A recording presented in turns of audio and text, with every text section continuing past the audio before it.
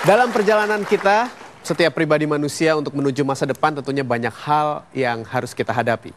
Dari berbagai macam hal ini, satu dua hal terus teringat, terus bisa kita resap. Pertanyaan saya kepada Pak Mario di segmen terakhir ini adalah, ketika kita dalam perjalanan menuju masa depan, Pak, semua hal yang kita lewati harus kita apakan?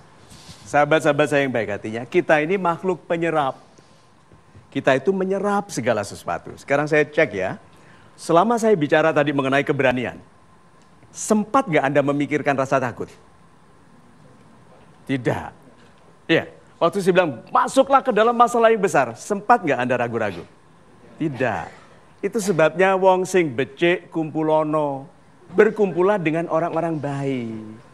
Karena orang-orang baik menyibukkan diri pikiran-pikiran baik, perasaan-perasaan baik, rencana-rencana dan tindakan baik. Sehingga tidak sempat kita menyerap yang lain. Perhatikan, orang-orang yang hidup hanya untuk dirinya sendiri, gampang sedih. Orang yang punya alasan untuk membahagiakan orang lain, tidak sempat sedih. Seperti yang saya katakan, ibunda kita itu sejak waktu melahirkan kita sempat untuk merasakan sakitnya. Tidak. Karena bayi kecilnya itu lebih penting diperhatikan. So kalau begitu sahabat-sahabat saya yang baik hatinya, seraplah yang baik yuk. Serap yang baik. Jadi mulai dari sekarang gini, kalau bergaul, Anda katakan gini, ini yang saya sedang dengarkan ini ada gunanya nggak ya? Kalau nggak ada, tinggalkan. Nah kalau begitu sahabat-sahabat saya yang super, yuk kita serap yang baik, supaya yang ada di dalam diri kita hanya baik. Kalimat penutupnya, kita tidak punya sumber sinar sendiri. Kita ini seperti bulan, kita ini bukan matahari.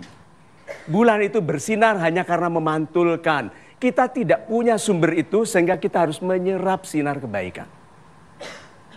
Hadirlah dalam pertemuan-pertemuan yang baik, yang tadi saya katakan sweet communion, kebersamaan yang baik, sehingga kita berpendar dengan sinar kebaikan. Itu. Baik, terima kasih Pak Mario. Bisa kita masuk pada kesimpulan program ini? Sahabat-sahabat saya yang baik hatinya, Mas Ilbram yang baik hatinya, begini. Kalimatnya sederhana ya, saya bacakan pelan-pelan, saya ulangi. Tambah setiap saat tambah. Tambah setiap saat tambah. Orang yang mau hidupnya baik harus menerapkan ini. Kalau mau kaya, tambah setiap saat. Tambah kemampuan menghasilkan uang. Tambah kemampuan menghasilkan nilai bagi orang lain. Tambah jumlah orang yang menyukai Anda, yang mengetahui produk Anda. Tambah setiap saat tambah. Anda ingin berpengaruh untuk memimpin bangsa. Tambah satu orang yang menyukai Anda. Tambah satu orang yang setuju dengan Anda. Setiap saat tambahkan kebaikan yang Anda bisa pengaruhkan. Coba lihat. Banyak orang setiap saat kurang. Belanja yang tidak dibutuhkannya. Membeli hal-hal mahal supaya tidak dikira miskin. Padahal ribuan orang tiap tahun jatuh miskin karena takut kelihatan miskin. Berapa tabloid itu loh. Istrinya kan isinya adalah orang-orang yang tadinya pamer kekayaan. Dengan uang hutang, dengan uang pinjaman dan lain-lain.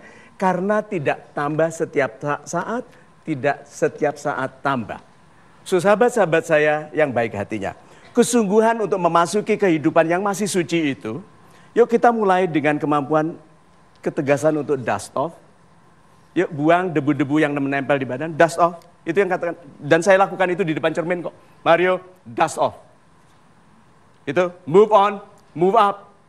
Tambah setiap saat tambah. Jadi doa yang kepada Tuhan kita sampaikan, jadikanlah aku orang yang lebih baik hari ini daripada kemarin. Betul-betul terjadi kalau kita sederhana sekali untuk menugaskan diri untuk tambah setiap saat dan setiap saat tambah. Itu. Super. Terima kasih Pak Mario. Dan mudah-mudahan masa depan kita yang penuh kesucian ini bisa kita isi dengan hal-hal yang suci dimulai dari hari ini. Dalam bulan yang penuh dengan kesucian. Saya Hilbram Lunar, kita berjumpa lagi pada kesempatan yang lain di Mario Teguh Golden Way.